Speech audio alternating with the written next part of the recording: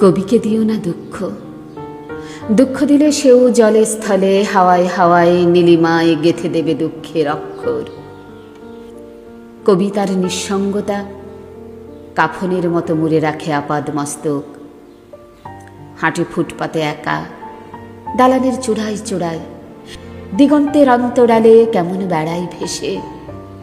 চাঁদের নিকট যায়, নক্ষত্র ছিটই যত্রতত্র খোলা মুকুচির মতো। তাকে দুঃখ দিও না, চৌকাঠি থেকে দূরে দিও না ফিরিয়ে। ফেরালে নক্ষত্র চাঁদ করবে ভীষণ হরতাল। ছায়াপথে তেজস্ক্রিয় শপথে পড়বে ঝরে। নিমিষেই সব ফুল হবে নিরুদ্দেশ। প্রায়শ পথের ধারে ল্যাম্পপোস্টে হেলান দিয়ে খুব প্রচ্ছন্ন দাঁড়িয়ে থাকে। কখনো বা সীমাহীন রিক্ততায় রেস্তোরাঁয় বসে বান্ধবহীন বিষাদের মুখোমুখি, নিজেই বিষাদ হয়ে। মাঝে মাঝে মধ্য চৌরাস্তায় খুঁড়ে তোলে এক গোপন ফোয়ারা, পিপাসার্ত পথিকেরা আজিলা ভরবে বলে। আবার কখনো তার মগজের উপবনে লুকোচুরি খেলে খুনি ও পুলিশ।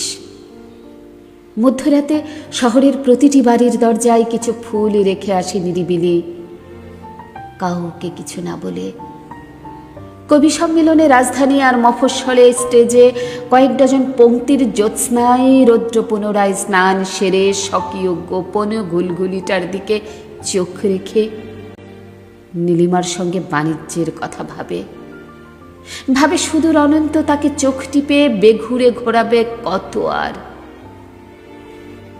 কবি সম্মেলনে তেজি যুবরাজ প্রেমের নিকট বাস্তবিক বড় নগ্ন, বড় অসহায়। কবিকে দিও না দুঃখ, স্বপ্নের আড়ালে তাকে তীব্র আবৃত্তি করতে দাও পাথর বুক, কাজ, রমণীয় চোখ, ত্বক। হেঁটে যেতে দাও ভিড়ে নিজের ভেতরে। রোজ হোক সে রূপান্তরিত বারবার। নিজস্ব জীবনে রেখেছে সে গচ্ছিত সবার কাছে নানান ধরনের অকপট। কবিকে দিও না দুঃখ, একান্ত আপন দুঃখ।